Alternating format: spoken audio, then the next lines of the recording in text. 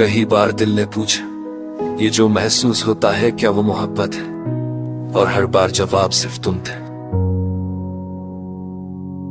सच कहूँ तो मोहब्बत तुम हो।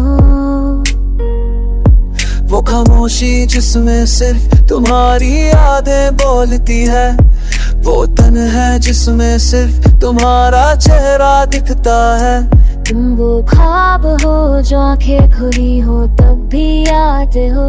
तुम वो एहसास हो जो लफ्जों में नहीं समझाया जा सकता। रूठ जाऊं खुद से भी पर तुमसे नहीं, क्योंकि तुम तो वो चाहो जिसकी खुशी में मेरी जिंदगी बसी है। This is oh मोहब्बत says तुम हो।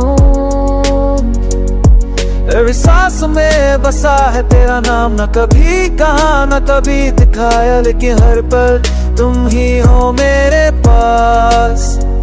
मेरी हर दुआ में, हर ख्वाहिश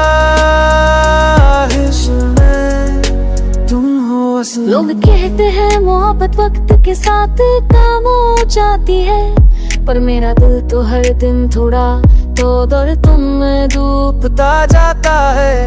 तुम्हारा नाम मेरी तन्हाई का गीत बन गया है, और तुम्हारी यादें मेरी नींद चुरा ले जाती है हर रात।